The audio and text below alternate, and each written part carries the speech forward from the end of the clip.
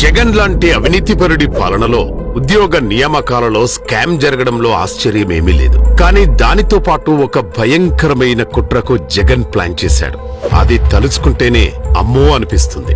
ఒక రాష్ట్రంలో group 1 ఉద్యోగాలంటే deputy collector నుంచి డిఎస్పీ, ఆర్టీఓ, జైల్ సూపరింటెండెంట్ ఇలా ముఖ్యమైన పదవులు చాలా ఉంటాయి.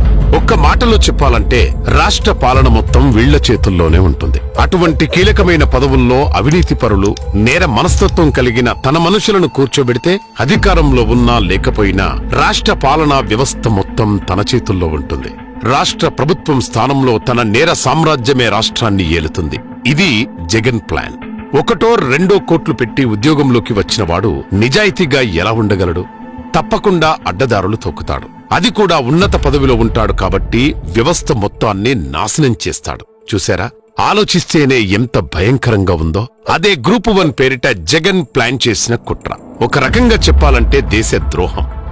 డిసెంబర్ 31, 2018 కొత్త సంవత్సరం వేడుకల వేళ నిరుద్యోగ యువత జీవితాల్లో వెలుగులు నింపుతూ చంద్రబాబు గారి ప్రభుత్వం 169 గ్రూప్ 1 ఉద్యోగాల భర్తీకి నోటిఫికేషన్ ఇచ్చింది. 2019 మే 26న 59,205 మంది అభ్యర్థులు ప్రిలిమ్స్ పరీక్ష రాశారు. చంద్రబాబు గారి అధికారంలో కొనసాగి ఉంటే మెగా డిఎస్సి 2025 మాదిరిగా చాలా పారదర్శకంగా నియామకాలు జరిగేవి. ఉన్నత పదవుల్లో ఉన్నతమైన ఆకాంక్షలు కలిగిన యువకులు కూర్చునేవారు. కానీ యువత దురదృష్టవశాత్తు సరిగ్గా ప్రిలిమ్స్ పరీక్ష జరిగిన 4 రోజులకు జగన్ అధికారంలోకి వచ్చాడు. ప్రిలిమ్స్ నుండి 9,679 మంది అర్హత సాధించగా 2020 డిసెంబర్ 14 నుండి 20వ తేదీ వరకు మెయిన్స్ రాత పరీక్షలు జరిగాయి. మొత్తం 6,807 మంది అభ్యర్థులు 7 పేపర్ల పరీక్షలను పూర్తి చేశారు. ఇంతవరకు బాగానే ఉంది. ఇక్కడ నుంచే అసలైన స్కామ్ మొదలైంది. అప్పట్లో ఏపీపీఎస్సీ చైర్మన్ గా ఉన్న డాక్టర్ ఉదయ భాస్కర్ ఉన్నారు. ఆయన టీడీపీ ప్రభుత్వంలో నియమితులయ్యారు. కాబట్టి జగన్ ఆయన్ను పక్కన పెట్టాడు. తన మనిషిగా పేరుబడ్డ పిఎస్ఆర్ ఆంజనేయులు ఐపీఎస్ నుంచి తెచ్చి ఏపీపీఎస్సీ కార్యదర్శిని చేశారు. జగన్ కుట్ర అమలుకు గ్రూప్ 1 స్కామ్ కు ఇదే ఆరంభం. సాధారణంగా గ్రూప్ 1 జవాబు పత్రాలను విశ్వవిద్యాలయ ప్రొఫెసర్లు మాన్యువల్ గా అంటే చేత్తో మూల్యాంకనం చేయాలి. కానీ కోవిడ్-19 నిబంధనల సాకు చెప్పి డిజిటల్ మూల్యాంకనం అంటే కంప్యూటర్ స్క్రీన్ పై పీడీఎఫ్లను పరిశీలించి మార్కులు వేసే విధానాన్ని తెరపైకి తెచ్చారు. అంటే జవాబు పత్రాలు దిద్ది అక్కడికక్కడే పేపర్ మీద మార్కులు వేయడం కాదు, జవాబు పత్రాన్ని కళ్లతో చూసి ఇంకెక్కడో మార్కులు వేయడం అన్నమాట. ఏపీపీఎస్సీ నిబంధనావళి రూల్ 17 ప్రకారం ఈ తరహా విధానపరమైన మార్పులకు చైర్మన్ ఆమోదం తప్పనిసరి. కానీ అప్పటి కార్యదర్శి పిఎస్ఆర్ ఆంజనేయులు చైర్మన్ అనుమతి లేకుండానే ఏకపక్షంగా నిర్ణయం తీసుకున్నాడు. పైగా బహిరంగ టెండర్లు నిర్వహించకుండా స్టోన్ మీడియా, ట్రూ గ్రేడర్ అనే ప్రైవేట్ సంస్థకు నామినేషన్ ప్రాతిపదికన పనులు కట్టబెట్టారు. ఈ కంపెనీ మేనేజింగ్ డైరెక్టర్ పిఎస్ఆర్ ఆంజనేయులకు స్నేహితుడు మరియు కాలేజ్ మేట్.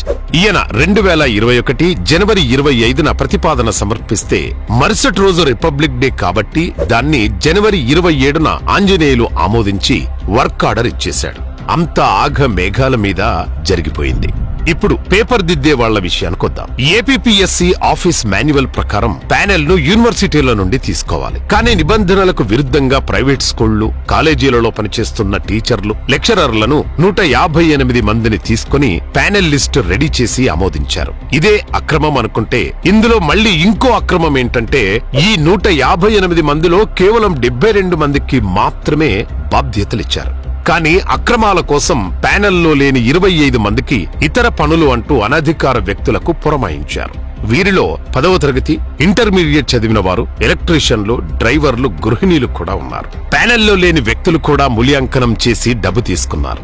ఇలాంటి ఒక 29 మంది నుండి స్టేట్మెంట్లు నమోదు చేసింది సిట్. చాలా మందికి తాము గ్రూప్ 1 ప్యానెల్లో ఉన్నామని కూడా తెలియదని చెప్పారు. కానీ అందరూ స్టోన్ మీడియా నుండి డబ్బు తీసుకున్నట్టు ఒప్పుకున్నారు. అది విచిత్రం. ప్యానెల్లో లేని రఘురామ్ అనే వ్యక్తి ఆన్సర్ సీట్ వాల్యుయేషన్ @gmail.com అనే ప్రైవేట్ జీమెయిల్ ఖాతా ద్వారా మూల్యాంకనం చేసే వారికి స్కాన్ చేసిన పీడీఎఫ్ పత్రాలను గూగుల్ డ్రైవ్ లింక్ ద్వారా పంపేవాడు. వారికి మొదట 2-3 శాంపిల్ స్క్రీన్లు ఇచ్చి ఆమోదం వచ్చాక దాదాపు 40 స్క్రిప్టుల బండిల్స్ ఇచ్చేవాడు. మూల్యాంకనం అయ్యాక స్క్రిప్టులను డిలీట్ చేయమని చెప్పేవాడు. అయితే కొంతమంది డిలీట్ చేయలేదు. ఆ ఫైళ్లే ఇప్పుడు సిట్ దర్యాప్తులో దొరికాయి. ఇంకో విషయం ఏంటంటే కేవలం మొదటి ఎగ్జామినర్ మూల్యాంకనమే జరిగింది. రెండో మూడో మూల్యాంకనం అస్సలు జరగలేదు. రెండో మూల్యాంకనం మార్కులను రఘురామే స్వయంగా మొదటి మార్కుకు 1-2 మార్కులు కలిపి తీసి ఇష్టారాజ్యంగా నింపేశాడు. అంతేకాకుండా ఇతగాడే స్వయంగా దాదాపు 300 ఇంగ్లీష్ స్క్రిప్టులు దిద్దాడు. 40 చొప్పున బండిల్స్ గా తర్వాత డిలీట్ చేసేవాడు. దాదాపు 30 మంది అభ్యర్థులను ఇంగ్లీష్ పేపర్లో ఫెయిల్ చేసినట్టు సిట్ దర్యాప్తులో ఒప్పుకున్నాడు. నిరుద్యోగుల ప్రతిభతో వారి జీవితాలతో అర్హత లేని వ్యక్తులు ఎలా ఆడుకున్నారో చూడండి. ఇలా చేసి 2021 ఏప్రిల్ 28న ఫలితాలు ప్రకటించారు. 326 మంది ఇంటర్వ్యూకి షార్ట్ లిస్ట్ అయ్యారు. కుట్రలో మొదటి దశ అలా పూర్తయింది. అయితే డిజిటల్ మూల్యాంకనంపై కొందరు కోర్టుకు వెళ్లడంతో మాన్యువల్ నుండి డిజిటల్ కు మార్చడం అన్నది నోటిఫికేషన్ కు విరుద్ధం కాబట్టి మరో 3 నెలల్లో మళ్లీ మాన్యువల్ గా పేపర్లు దిద్దమని హైకోర్టు 2021 అక్టోబర్ 1న ఆదేశించింది. దీంతో రెండో దశ కుట్రకు తెరలేసింది. డిసెంబర్ 2021 మాన్యువల్ ఎవాల్యూషన్ కోసం మళ్లీ ఇంకో టీంని రెడీ చేశారు పిఎస్ఆర్ ఆంజనేయులు. ఈసారి కూడా టెండర్ లేకుండా నామినేషన్ పద్ధతిలో ముందస్తు అనుభవం లేని క్యాంప్సైన్ మీడియా ప్రైవేట్ లిమిటెడ్ కి వర్క్ ఆర్డర్ ఇచ్చాడు. ఈ సంస్థ డైరెక్టర్ కూడా ఆంజనేయులకు బాగా కావాల్సిన మనిషి. వర్క్ ఆర్డర్ ఇచ్చిన 2 రోజుల్లోనే 2021 డిసెంబర్ 5న ఆదివారం రోజున ఏపీపీఎస్సీ ఆఫీసులో స్ట్రాంగ్ రూమ్ తెరిచారు. మొత్తం 48,442 జవాబు పత్రాలను స్ట్రాంగ్ రూమ్ నుండి బయటకు తీసి గుంటూరు జిల్లా చినకాకానిలోని హైలాండ్ రిసార్ట్ కు తరలించారు. ఏపీపీఎస్సీ చరిత్రలో అంతకు ముందెన్నడూ ఇలా అభ్యర్థుల జవాబు పత్రాలను ప్రైవేట్ వారికి అప్పగించలేదు. అందులోనూ అగ్రిగోల్డ్ కుంభకోణంలో అటాచ్ చేయబడి కోర్టు అనుమతితో ప్రవేశించాల్సిన నిషేధిత హైలాండ్ రిసార్టులో మరో కుట్రకు తెరతీయడమంటే న్యాయ వ్యవస్థ పట్ల లెక్కలేనితనమే కదా. పైగా గ్రూప్ 1 అంటే ఎంతో ఉన్నతమైన పదవులు. ఆ ఉద్యోగాల కోసం అభ్యర్థులు ఎంతో కష్టపడి చదివుంటారు. అలాంటి వాళ్ల భవిష్యత్తు కలలు ఇప్పుడు ఒక ప్రైవేటు వ్యక్తి చేతిలో తాళం చెవి రూపంలో ఉన్నాయి. పోలీసు భద్రత ఉన్నా అది నామమాత్రమే. జవాబు పత్రాల కస్టడీ, నిర్వహణ, మూల్యాంకనంతో వాళ్లకు సంబంధం లేదు. ఇలా పేపర్ దిద్దడానికి ఏపీపీఎస్సీ 452 మంది నిపుణుల జాబితా సిద్ధం చేసింది.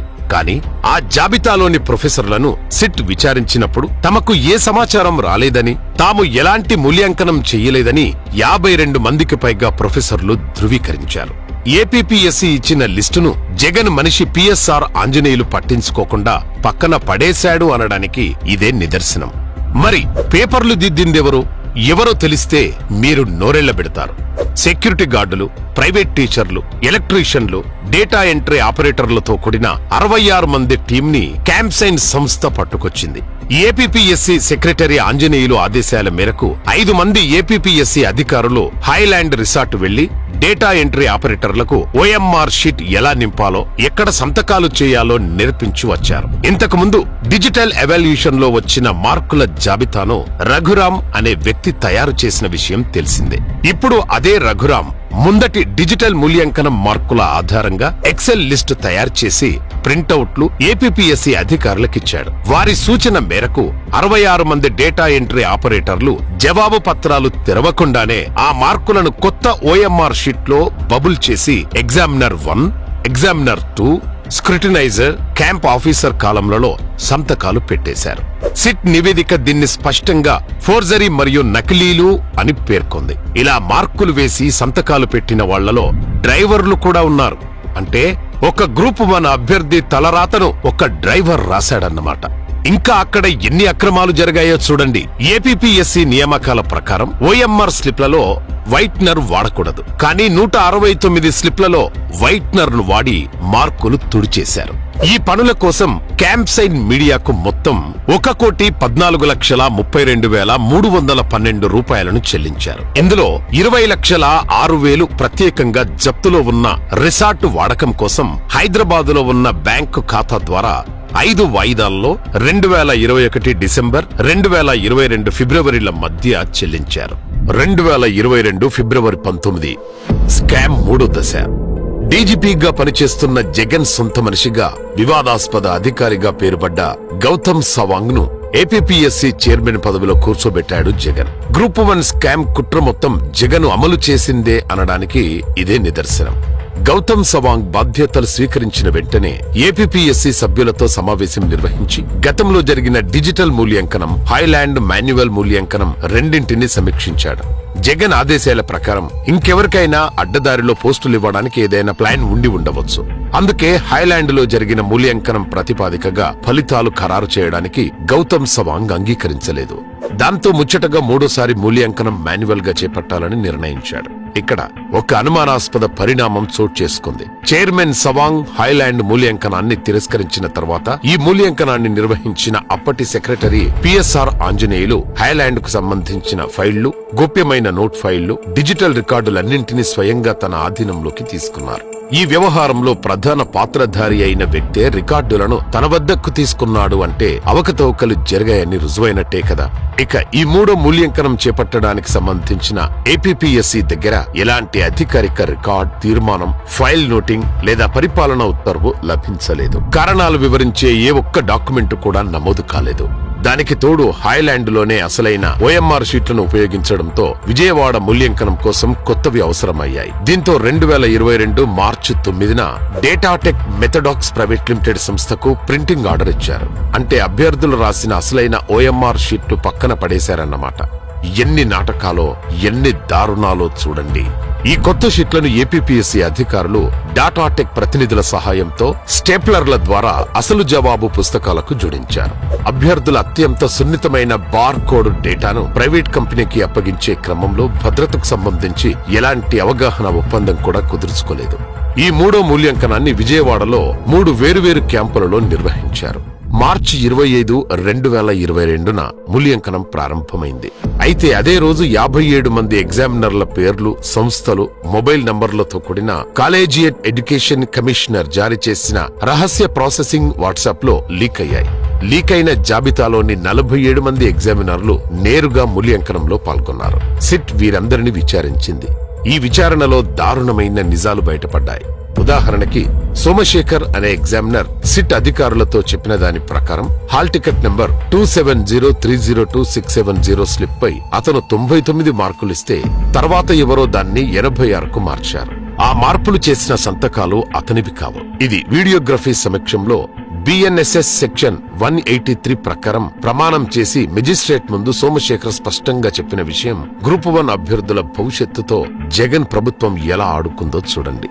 ఎలాగైతే మే 26, 2022న ఫలితాలు ప్రకటించి 1:2 నిష్పత్తిలో 325 మందిని ఇంటర్వ్యూకు షార్ట్ లిస్ట్ చేశారు. డిజిటల్లో షార్ట్ లిస్ట్ అయిన 326 మందిలో 202 మంది అంటే 62% ఈ జాబితా నుండే మాయమయ్యారు.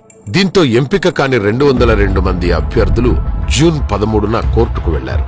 విషయం కోర్టులో ఉండగానే ఇంటర్వ్యూలు జూన్ 15, 2022 జూన్ నుండి 29, 2022 వరకు జరిగాయి. తుది జాబితా జూలై 5, 2022న వెలువడింది.